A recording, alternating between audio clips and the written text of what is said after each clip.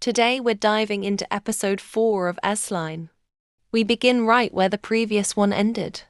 Shin has already shared everything with Jinyuk about the mysterious glasses, and even suspects that Seng might be using them to blackmail someone. Just then, a man attempts to attack Seng. In the next moment, the red lines on Seng's head start vanishing, which signals that Sen has died. Shin screams loudly in her classroom, but then suddenly wakes up.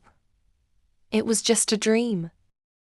A new boy named Jasio, who has a quiet crush on Shin. He invites her and her friend to hang out after school, but Shin declines, saying she recently started a part-time job and won't be able to make it. Rari, a new school teacher, she's being scolded for slacking off. Rari also owns a pair of the strange glasses, and when she looks at her senior, she sees no red lines on her. Internally, Rari wonders, has she really never had sex in her life? During lunchtime, while everyone's eating, Rari casually announces that she plans to quit her job and become an actress. At that moment, everyone's eyes land on the tall and charming music teacher. The girls start gossiping about how attractive he is and whether he's single. That night, Rari is seen outside a hotel, wearing a wig.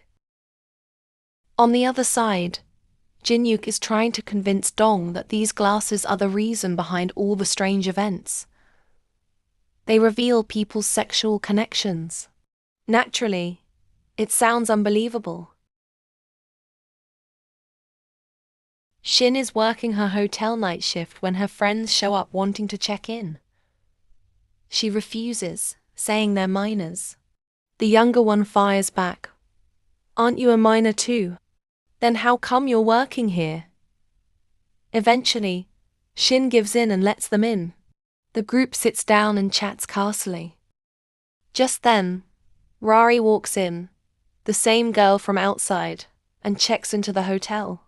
The little girl looks at her and says, "She looks familiar, I've definitely seen her somewhere." Cut to Rari in her room, talking to herself. "I've been with so many men, but I never feel satisfied. I only want to be with the music teacher." The next morning, she leaves the hotel. The younger girl finally recalls, "She works at our school." Meanwhile, Jinyuk is looking through Shin's records and discovers something from her past. As a child, she had drawn pictures to let her mother know that her father was having an affair with her aunt. That truth led her mother to kill her father. Jinyuk and Shin head to the hospital. He asks her about how many lines Sen has, but she says it's private.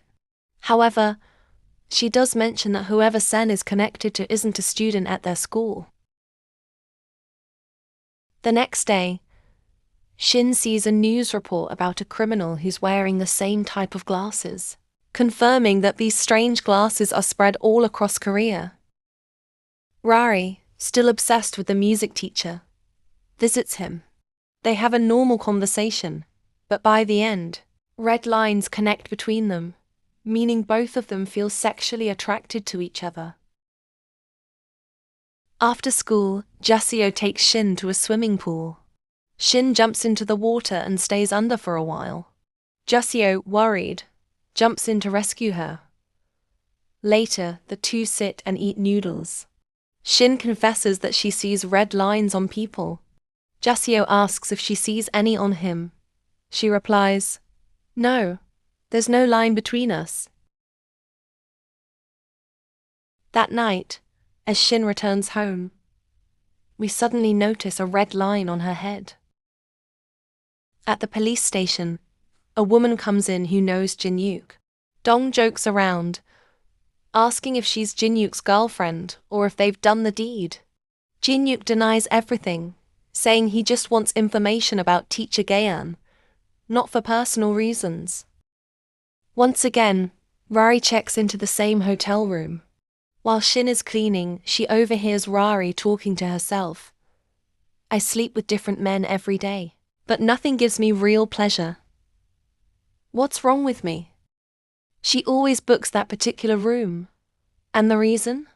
There's a hole in the wall through which she can secretly watch couples in the next room having sex, and she gets aroused by it. That night, fate plays its card. The music teacher arrives with another woman. Rari is stunned. The couple gets intimate, and Rari watches every moment. The scene is so intense, even I was left speechless. The next day, Rari mixes drugs in a drink, brings a weapon, and when the girl shows up, attacks her, steals her clothes, and goes to the room pretending to be her. The music teacher recognizes her instantly and asks, "What are you doing here?" But Rari keeps insisting on sleeping with him. As he tries to leave, she attacks him. Since he's already drugged and now injured, he falls to the ground. Here's the most shocking part. Instead of helping him or calling for an ambulance, Rari starts having sex with the dying man, thinking she needs to finish before he dies. And yes, he dies. Afterwards, Rari goes into the bathroom, slits her wrist, and kills herself. When Shin arrives to clean the room, she finds the injured girl, who explains everything. Together, they enter the room and find both Rari and the teacher dead. The police are called. Jinyuk questions Shin, and she tells him that Rari used to come here every day. Jinyuk believes this case is definitely tied to the glasses. Shin agrees.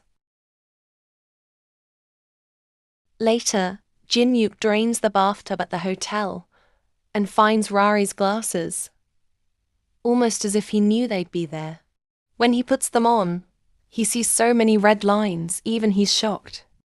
He rushes to the hospital, checks on Sen, and sees one red line connecting outside the room.